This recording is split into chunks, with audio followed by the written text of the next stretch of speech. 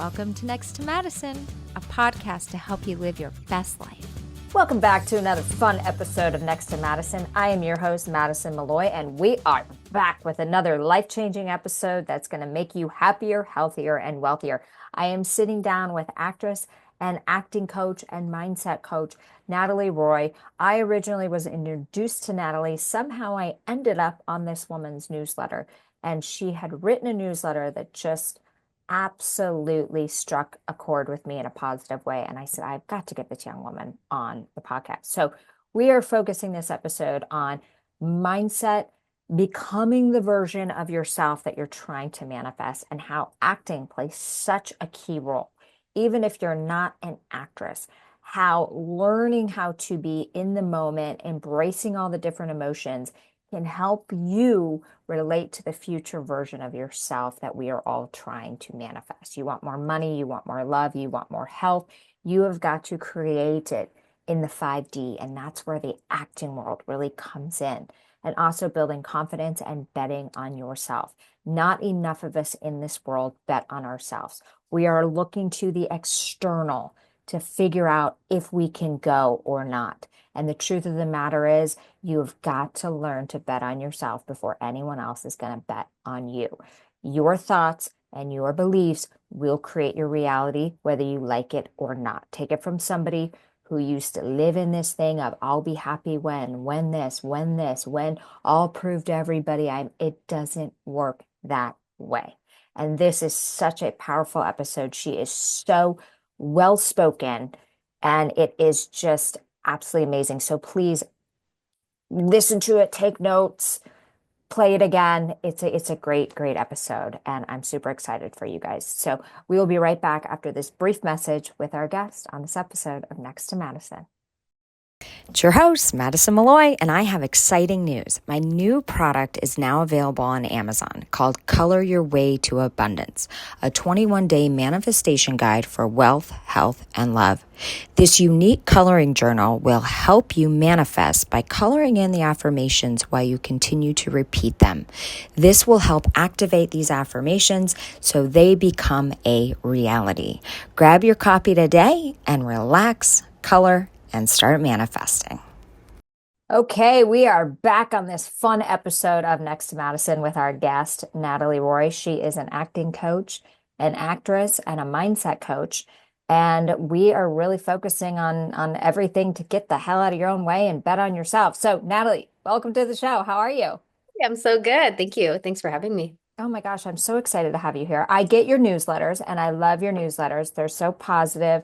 They're great. If you're not signed up for her newsletters, definitely go to natalieroy.com and get on that list. Even if you're not in acting or an actress, these letters can help you. So you'll definitely gain something out of that. So, well, let's just start for people that don't know who the heck you are.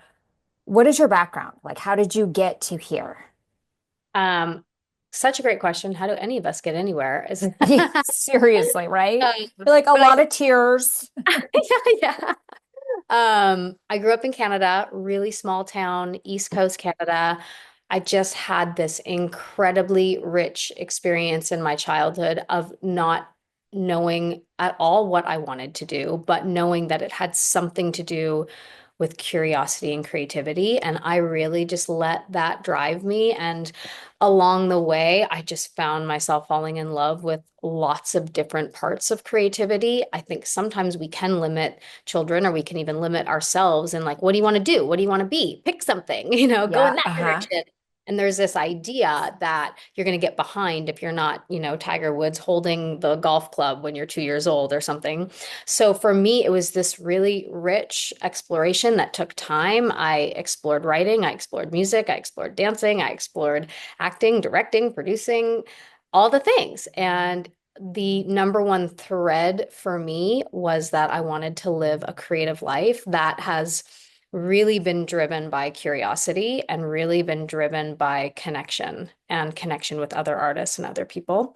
And Yeah. that's led me down all kinds of paths. So my main focus is being an actor, but I work with all kinds of actors, writers, producers, creatives, podcast hosts. I work with all kinds of people on their mindset and really empowering themselves from the inside out, that there is something internally directing all of us. And most of the time we just have to get out of the way. That's the course of nature, is that life wants to do something with you and through you. And our job is to allow that natural process to occur and be really excited about it and not be Yeah. so sort of driven by, I'll only have achieved it when, as opposed to being the thing that you're living and breathing every day. And so my path is really just the practice of that. And however it Yeah. I feel like you just really nailed into to gratitude, which is like being grateful for what you have now. And you said it, which I think so many people in the acting industry or the entertainment world always say, I'll be happy when I make it. When I make it, I'll do this. When I make it, I'll have that. And it's always in the future. And I did this too, and you probably did it in your earlier years where you are just putting off your dreams and your manifestations because there's always a delay and you're going to constantly do that. So, like, what are your gratitude practices? I really feel like the best gratitude practice is where your everyday walking life is an experience of your own gratitude. It's like, oh my gosh, I have air in my lungs. Oh my gosh, my kid is laughing. Oh my gosh, the sun rose again. Oh my gosh, I have this opportunity to do this audition. Oh my gosh, I have this opportunity to talk to you today, where Yeah. it's really just a living, breathing, almost like, the fish doesn't know it's in water. So if you say to the fish, what's water? It's like, I don't know. It's just my state of being. I Yeah. think that gratitude is a state. It's a state of being. It's something that we embody. It's something that we live. It's something that we breathe. I almost think that at the beginning, it does feel more like a practice because it's maybe we've gotten so far away from it that we sort of have to Yeah. practice it. Just like if you were learning to walk or learning a new language, you have to practice it. But I often think in the same way of learning a new language, if I see the color red and my brain says red because I'm primarily English speaking and I want to learn how to say that word in a different language, I'm going to look at that color red over and over and over, and it's going to say red, red, red. And then I'm going to say rouge if I'm learning French, for example, rouge, red, rouge, red, rouge. At one point, I will look at red and it'll say rouge.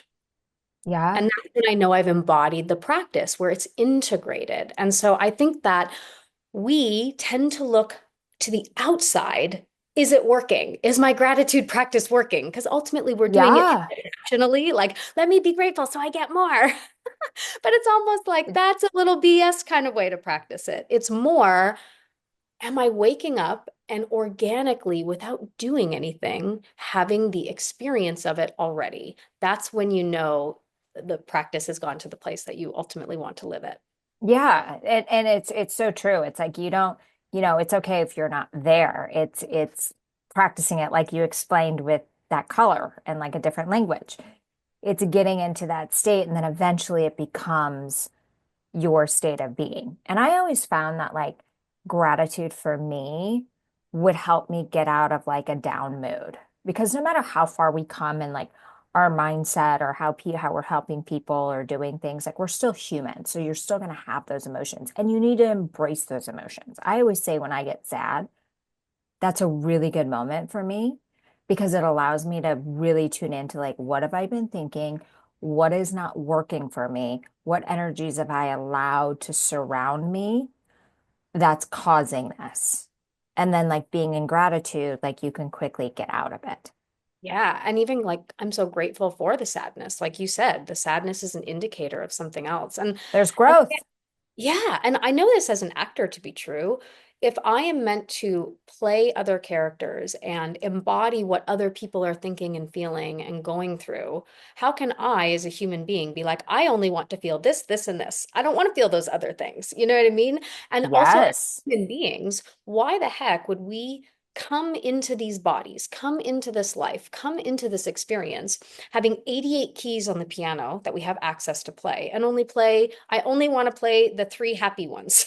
Yeah. But we came to know what the piano can do. We came to play all the keys. We came to go, "Ooh, what's this one? Oh, how does that make me feel? What's going on over there?" We came to be curious, to explore it. And we have these labels that, happiness is the good feeling, gratitude is the good feeling, sadness is the bad feeling, but they're all neutral. They're all just Yeah. beautiful things that we get to experience. And really, it's the sort of involutionary experience of the essence or the source or the creative energy that we are. It wants to come into this form and experience things, and it wants to experience all of them. And our job as human beings is to have the free will inside that process to say, I am Yeah. sovereign in life and I get to choose from the buffet of things I can feel. And really, that's when gratitude becomes powerful. I It's love not that. I'm grateful because my life is perfect. It's I'm grateful because it's my choice, my sovereign choice to experience it no matter what's going on in the outside world. Yeah, no, I know. I absolutely, I love that. And then you did hit it on the head because, when I was doing comedy, like a lot, and that was kind of more of my full-time thing, you know, a lot of the comedians would make that would be their only life. They, kind of stopped going out and they would make comedy their only thing. And, then they would, it's like, I'm stuck with inspiration for material. And I said, well, that's what living life is about. It gives you those experiences you can actually relate to the audience because the audience isn't sacrificing their life to become a comedian. You've got to be able to relate to them. And that's where it's so important to have like that balance and have all those range of emotions and appreciate each range that you're in. Because especially as an actress, I mean, if you're playing a role that is a depressive person who's gone through tragedy, like if you're never allowing yourself to feel that, then how can you relate and really put on that part to authentically connect to that? Yeah, and the audience deserves whatever the audience is, whether it's something I'm doing as an actor or whether your audience is quote unquote audience, your family or the people you're connecting with or the people that you work Mhm. with, or the people in your life. They deserve Yeah, relatability of non-resistance in your interactions. And so if I'm resisting something in myself, then I'm resisting it in you too. And that's where that's judgment and disconnection comes in. yeah, no, that's really, really well said. And I think too, it's like, if you the whole thing about manifestation, and we'll talk about that because I know you're into that as well. It's manifesting is like creating it in the 5D in order for it to show up in the 3D. Right? Like it doesn't show up in the 3D unless you've really lived it. So I tell people like a really good exercise, and this relates to everyone listening, not actors, not entertainers. If you are trying to manifest something in your life, you do have to step into your acting skills, where you do have to become this new version of yourself and being able to be like, what does this person feel? I remember like, I've really been taking a deep dive in like, Joe Dispenza and getting into his meditations. I'm not a big meditator, but one of the things was like, you know, how how does the new version of you, the version that's financially free, the version that's the best, at the top of your game, like how do they react to new opportunities? How do they react to fear? How do they react to rejection? And you've got to, I don't give a shit if this isn't your career. That is where acting comes in. Yeah, 100%. That is so beautifully articulated. I love Dr. Joe's work too. This is Yeah, something I like to think of as the quantum superposition. Or like in the quantum superposition, I'm not the person who has the problem, who from the same level of consciousness as I have the problem is trying to solve the problem. I'm going into the future reality, this quantum superposition version of myself that not only knows how to solve the problem because I've already solved it, but actually who doesn't have that problem in the first place. And I'm living my life from the lived essence, the lived reality of I don't have that problem. And what yeah, happens when I embody a state of being where instead of how am I going to solve the problem if I don't book this job? I don't have that problem. I don't have that problem. Okay, so who would I be being? What choices would I be making? How would I be eating? How would I be sleeping? How would I be relating to the people in my life if I didn't have that problem?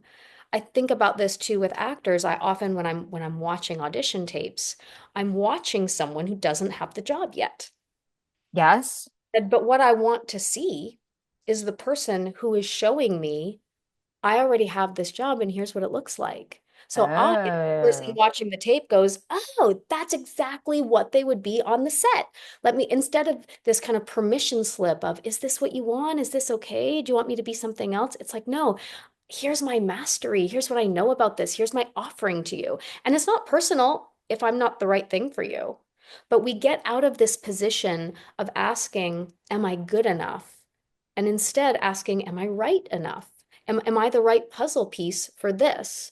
As opposed to, I'm using any given experience to prove yeah. worthiness to myself. That's a totally different game. So in the quantum superposition, you already know you're good enough. It's not a question of your worth. It's not a question of your lovability. I'm already lovable. I'm already abundant. I'm already worthy.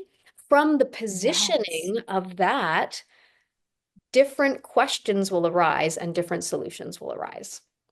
No, that I mean that was so well said. And it's I think like especially with entertainment, and I think this could apply to people with like pitching deals or going into job interviews. If you're so in your head going, what am I going to say next? Am I worried about saying the right thing? You know, God, if I don't get this, my life's going to be over. I have to get this or this is it. I'm getting too old. I'm getting too this. If that's a narrative, the biggest thing when I was in acting that they always said was everything's in the eyes, Mm, right? Everything is in the eyes. I mean, you can do a whole acting scene where you could win an Oscar without saying a word because it's in the eyes. But the thing is, your whole life is within your eyes. So when you're truly present and you're not thinking about all the stuff and you're in that moment, so if you're at a job interview or you're raising money and you're truly in that moment and detached, saying, if this is meant for me, it will be like the perfect puzzle piece, as you were yeah. saying. But like if you're constantly thinking about what am I going to say next? What do these people think of me? Does my hair look okay? Do I look okay? Do I look this? Do I look that? It comes through the eyes. And I think that's where people like, I think a lot of business people and entrepreneurs or even employees in sales would benefit from acting classes. I think Yeah. there's so much skill set and the ability because I think it's the ability and I want to encourage everyone to go and sign up with you because I've been in acting classes and I think it's like if you want to manifest this best version of yourself, you have to learn how to act in it.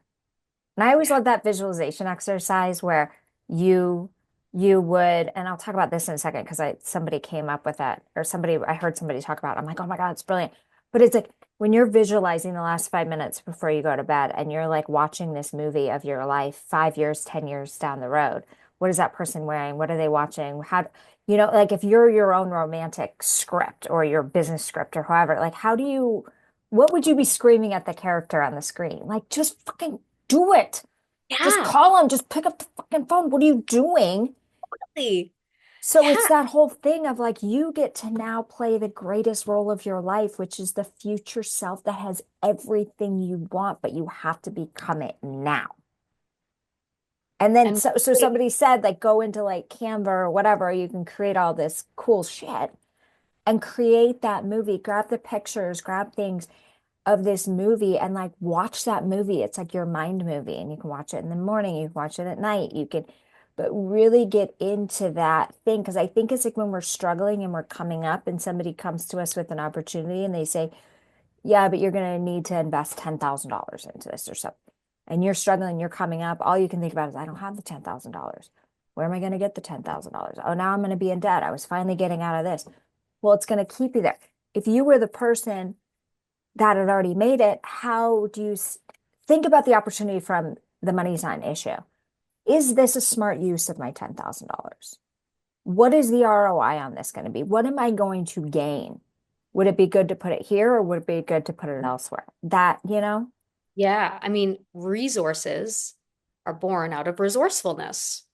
You become the frequency of resourcefulness, and resources will find their way to you. That's a universal law. Yeah, So if you want to be someone who is trustworthy with the resources you want, with the money that you want, with the opportunities that you want, then then you have to be the pattern generator of those things outside of given circumstance.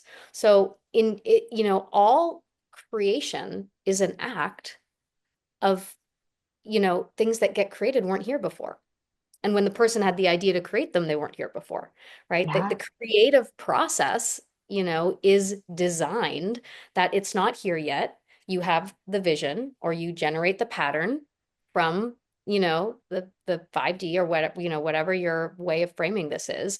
And a lot of writers or, podcasters or like I do work with lots of people who do public speaking or do podcasts and things like that. And they do need help with embodiment in essence, because at the end of the day, it is all about the currency of essence. It's like someone isn't going to Yes. pay you for your information. You can go Google that information. The information is irrelevant, but it's the essence of how that Yeah.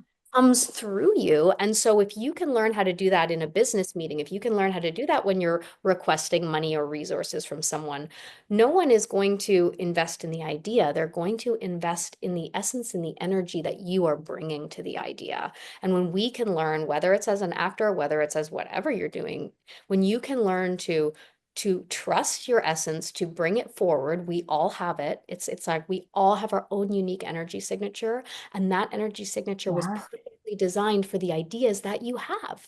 That it's like an apple tree comes to produce apples. It doesn't come to produce oranges. There's intelligence in the design, you know what I mean?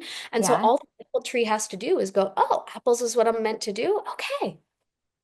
I'm great at making apples, and anyone who wants an apple is going to come this way. And I just get to embody that and trust that and be proud of the apples I make. And and I think that sometimes we get so lost in, this is why mindset is so important for any career, any vocation. We get lost in making it about ourselves. And Go it's into not that more.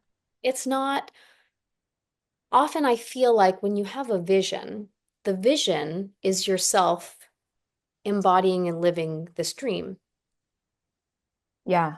That usually isn't as potent as when you move from vision to mission, because the mission is when it's legacy. It's when it's about the contribution you get to make. It's this thing that is bigger than you, that you are just so grateful, like a humble warrior, that you get to be part of this thing. So no, I'm not asking for the money. I'm not asking for the acting job. I'm showing up as a master, warrior, vessel of this thing that I care about and that I love. And I'm like, hey, coach, put me in. And so from that energy, someone's like, wow, it's the essence, the enthusiasm, the Yeah. passion, the devotion that is a turn on that makes someone want to collaborate with you. It's not, hey, could you please collaborate with me so I feel like my idea is worth something and I feel like I came up with something and Validated. yeah, and so and I say this with auditions too. If you're asking the person who's watching your piece to validate you, to make you feel better, to justify that yes, you are talented and you should still do this, then the energetic is going towards you, not towards audience, not towards service, not towards story. And as soon as you Mm, switch the energetic of like, here's what I'm here to give, here's what I'm here to offer, I just feel so grateful that I get to be part of it. Gratitude, gratitude. Like I'm so grateful I got this idea. I'm so grateful I get to be the person who asks for this money. I'm so grateful that I get to steward this forward. Like all creative babies work the same. We're here to keep them safe, to nurture them, to support them, to bring them out in the world, and to let them do what they're here to do without us taking ownership of it. And yeah. we start working with our dreams and our passions in that capacity, gratitude gets a lot easier. The whole thing gets a lot easier, to be honest, because Yeah. we're no longer making it about how am I doing? How's it doing? How can I serve it better? How can I be here for it more? And the reward that comes from that level of devotion will blow us all the way. Yeah. I always say, like, how can you add value? Go into every meeting. Like, what can I do to serve you? And you'll end up getting 10 times back. Not what can you do for me, especially in pitches, you Yeah. know? So it's always like, this is how it can help if you're coming at it from that. But I want to talk about, because it's interesting. Because you hear all these actors, I want to go back to the Hollywood thing, where they got their dream roles. but they had like $11 in their bank account or something crazy. They were living in a car or something, right? And I've been in that really broke position, and it was almost impossible to manifest anything in that scarcity lack mindset that I was trapped in. How do you think they did it? And like that was the mindset. Maybe it's just a miracle they prayed right. But Yeah, I mean, I wasn't in their shoes, so I certainly can't speak for this experience, but I can speculate from the perspective of the new thought that I've studied around it, is that it's the same concept as when I'm like, I'm going to book my dream vacation. I don't care about auditions. I'm not even auditioning right now. Couldn't care less about it. And like, there's detachment, I guess, right? attachment. So whether it's in the high range or let's call it the low range, whether it's like, I got nothing to lose because I'm sleeping in my car and like whatever, whether it's Yes. level of detachment or the level of detachment of like, I just fell in love and I'm going to Tuscany to get married and I don't care about acting anymore in this moment. There's a Yeah. level of detachment that allows an opening. That would be my speculation on that kind of event. Yeah, no, and I think you're totally right. Because you hear about like these people that like women in particular, I'm going to say, because these are the stories that I've heard. They are like, you know what? New York is just not for me. I don't think my person's here. It's really hard to date in this city. Like, I'm moving. And then like a week before they meet the love of their lives. But Yeah. it's like if they're that's not going to be everyone's story if they're meant to be here. But Yeah. it's that detachment. It's the same with like my comedy stuff. I don't advertise myself as a comedian, but I'm getting booked on so many shows, so maybe I'll have to put that back up there under the speaking section. But it's like I'm connecting so much more with the audience, and I always felt like I'd have really good shows, but now I'm truly having fun. And I think it's that law of detachment Hmm. that I think is seriously the key to freaking success in anything you do. It's providing the best value, being prepared, showing up as the best version, but detaching from the outcome, Yeah. detaching from anything and being so present in that moment that you're having fun. You should be having fun raising $400 million for a deal. That is fucking fun. That is Yeah. not stressful. Who the hell gets to do that? That's amazing. Yeah, look what I You get to know? do. Oh my gosh, another thing came in. Oh my gosh, I got another lead. Oh, this person said no. Okay, cool, cool, cool. Redirect. Okay. Like it's the attachment to the no that removes the possibility of yes. It's like, Right. And it's that so worried that desperation. this person said no, and now I'm ruminating. It's like, okay, this person said no. Okay, cool. Like I don't need everybody Yeah. to like me. I don't need every date I go on to be the right one because then how am I going to make the decision? It's like, again, like we got all the 88 keys on the piano. Great, great, great. And I really do think there's this, for me, success is this sacred third between devotion and detachment. It's like I can be absolutely devoted to this thing. I'm so in love with it. I'm so devoted to it. I give it my everything. Like I leave no stone unturned. Like if like I'm so grateful that I woke up today. I do this when I wake up. I go, do I still have talent? Is my talent still here? Yeah, yeah, I'm still, yeah, yeah. The dream is still here. I still want to be an actor. Oh, yay, I yay. love your energy. Yeah. It's like my talent believes in me and it believes that I am the right vehicle for it because the universe only works that way. If the universe wants something to be here in manifestation, guess what it's going to do? It's going to put the thing in the place where there's the best chance for it to be here.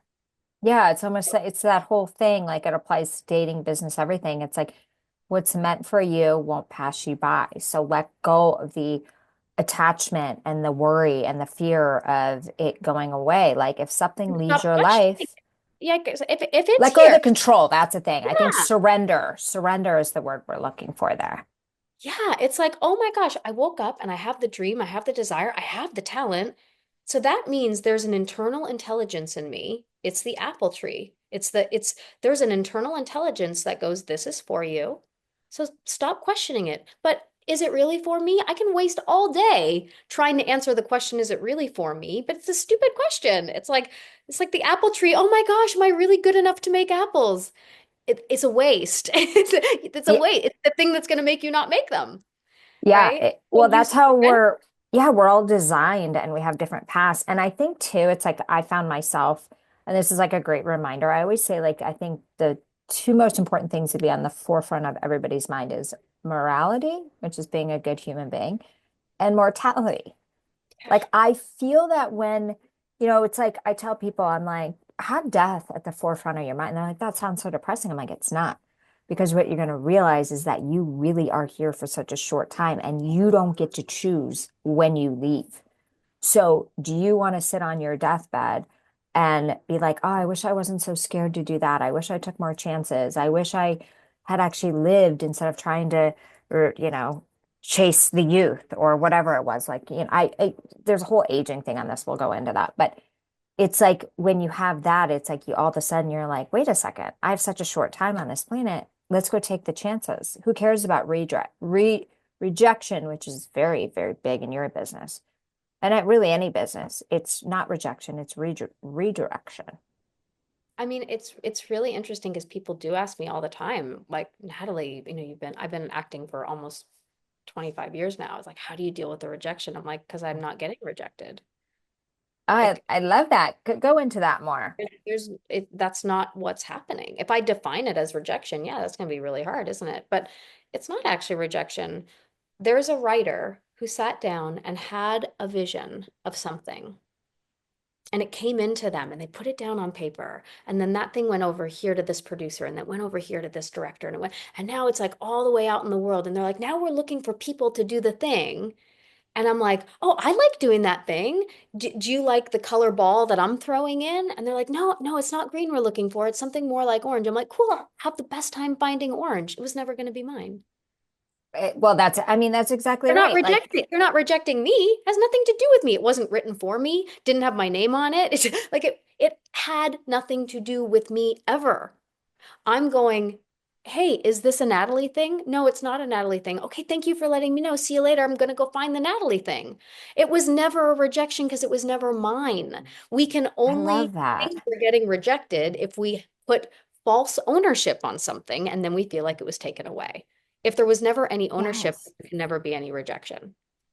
I love that. That's very well said. No, I love that. It's just like, that's why a lot of people say like rejection is just redirection. But yeah, and you hear that like with auditions where people will totally mess it up or they'll come in, they'll be having a bad day and but you had that right look and it's like, you know what, can you try, how about you try this one?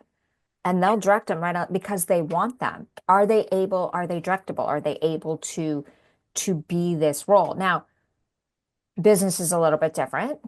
It's not like, oh, well, I can only hire, an analyst that's got brown hair. It's not so much like that, but but it's that energy and that essence and that talent and that value that comes through that determines if you're the one. But yeah, it's, And I can imagine in business, especially where there's lots of money on the table and lots of personality and lots of stakes, I can imagine it gets really important that whoever decides to work together is a real essence match. It's a real teamwork. It's a real collaboration. So yeah, yeah, absolutely. there's a way that the way you collaborate might be just different than so again, it's like you can be Absolutely. adaptable and you can be open-hearted and but again, it's not just about you. It's a collaboration of lots of different energies, and it's Yeah, kind of a soup. If you put too much of one spice, or the whole thing goes wrong. So it's not that there's anything wrong with your spice. It's not better to be cinnamon than cayenne pepper. They're just different spices, but you got to realize that particular collaboration just might not need cayenne pepper. And again, yeah, that's not you, and it's not that you should change. It's not that you should be different than you are. It's that the redirection is really like, I want to 100%. so in my own essence that I don't fall for the false story of rejection and use it as a reason to contort and change myself, therefore making the things I would have been right for now not on the table for me. I love that. I love that. So before we wrap up, I want you to talk about betting on yourself because this relates to everybody, right? Like what would be if you were speaking on a stage right now? Imagine next to Madison's now a TED Talk. Like, Yeah. what's the advice you have to give people to have the courage to bet on themselves because corporate America is not a freaking safe haven. You could work your ass off and you're absolutely irrelevant should Yeah. somebody come in the next day. Yeah. So that's not a safe bet. So taking the courage to bet on yourself. If you're sitting on a business idea, if you're sitting on something and you're delaying because you don't think you have the right skill sets or the money or anything like that, this is your wake up call. Yeah. It's time to bet on yourself. And I want to hear it from you because you, my dear, have bet on yourself. Thank you. The first thing that I would say is that you would never bet on me if I didn't go first. That's what leadership is. I will go first. So if I'm not betting on myself, there is not a single person out there who is going to be able to fully do so in my stead. That's just not how it works. And it's beautifully and intelligently designed that way, that I am in leadership of what I'm here to be and what I'm here to do. And so the first thing is I do it as an act of self-love, and I do it as an act of collaboration with others who will learn what that looks like in my embodiment.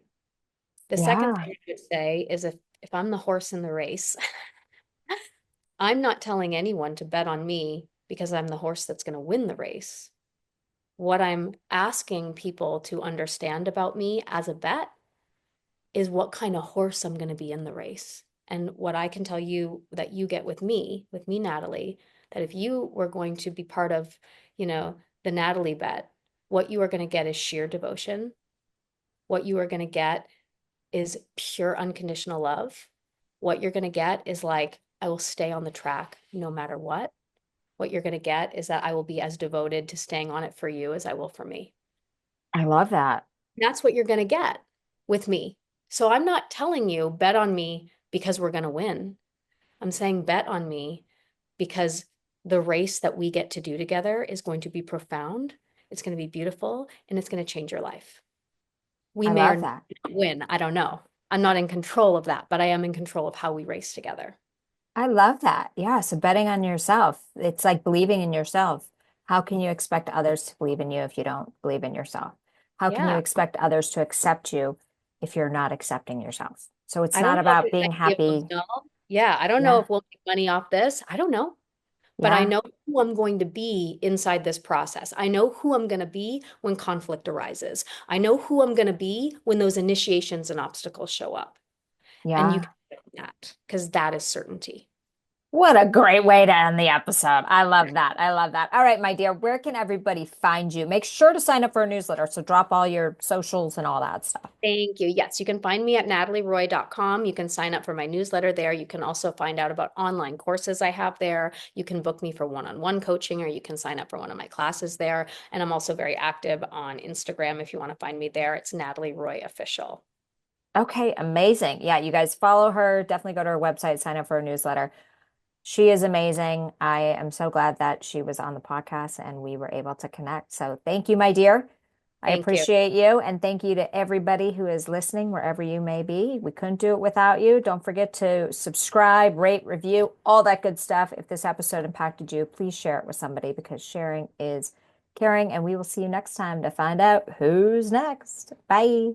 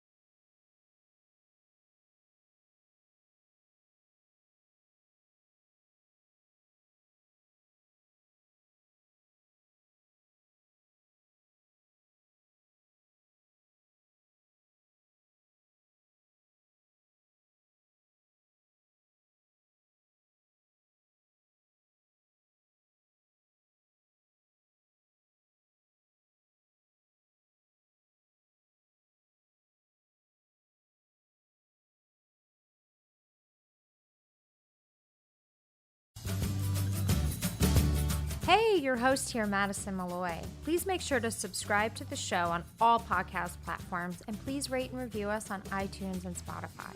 Also, if you have any questions or comments, you can email us at contact@nexttomadison.com. I thank you again for listening. Bye.